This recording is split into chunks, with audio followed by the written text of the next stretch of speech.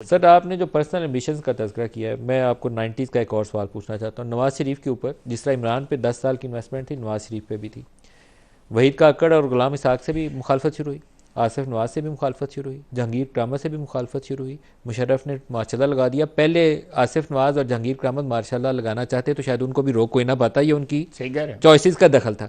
तो there is a flaw in the system. मैं नवाज शरीफ को, किसी जहांगीर नहीं, करामत को, किसी लेकिन आसिफ एक नवाज को बात है, ब्लेम नहीं कर रहा। एक बात है, मैं ये इन चीज़ों को आप कंपेयर कर रहे हैं, लेकिन let me make it a point over here. और मैं उस चीज़ को, मैं नहीं चाहता कि एक इंप्रेशन जो है आपके व्यूअर के पास जाए। इन तमाम वजूहत के बावजूद कि एक शख्स को जिसका नाम नवाज शरीफ का है 3 दफ़ा हटाया गया।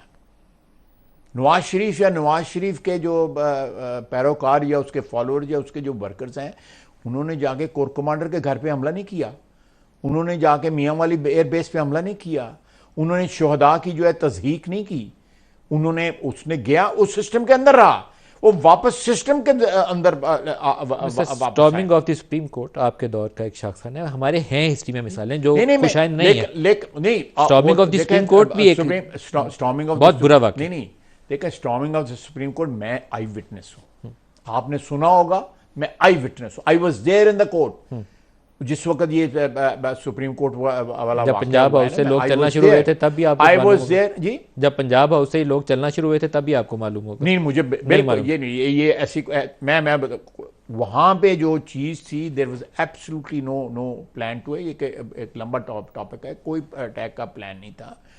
मैं नीचे उतरा हूं, मैंने कोर्ट से, क्योंकि मैं कोर्ट में पेश हुआ था, मेरे पर कंटेम्प्ट ऑफ कोर्ट का उस वक्त केस चल रहा था, नवाज शरीफ भी उसमें था, मैं भी था, अजमल खटक साहब मरहूम और एक दो और लीडरान थे, हम 4-5 लोग थे उस केस के अंदर।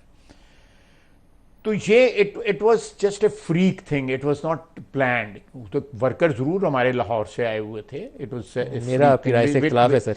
आप you have every right to differ with मैट, लेकिन मैं वहां पे एनी को आऊँ इस चीज का, और मैं उन लोगों को लिटरली जो है पकड़ पकड़ के वापस लेके गया। ये आपका जाती रोल हो सकता है, ये पकड़ पकड़ के लेकिन वापस लेके पंजाब गया, हाउस से मूव प्लान थी। और उनमें से कोई बंदा जो है किसी अदालत में, अल्लाह का फजल रहा कि किसी अदालत में कोई बंदा दाखिल नहीं हुआ। सर उसके बाद जो कुछ है हमारे सामने, सुप्रीम कोर्ट कैसे लेकिन स्प्लिट होगी। लेकिन again again I again repeat कि आप उस वाक़े को जो है, जो वाक़या 9 मई के हुए हैं, उससे बिल्कुल कंपेयर नहीं कर सकते। सर सुप्रीम कोर्ट आज देखें, जो जो जो इन्होंने पीटीआई ने पिछले दिनों में कर छोड़ा है, जो अदालतें जो हैं, जो अगर उन्होंने मर्जी का फैसला नहीं दिया तो उनके साथ क्या किया है, अगर फौज ने उनकी साथ नहीं दिया, और पूरा 1 साल, मलिक साहब 1 साल जो है, मैं 1 साल नहीं कह, मैं नवंबर तक कहूँगा, नवंबर तक जो है इन्होंने स्टार्टिंग फ्रॉम अक्टूबर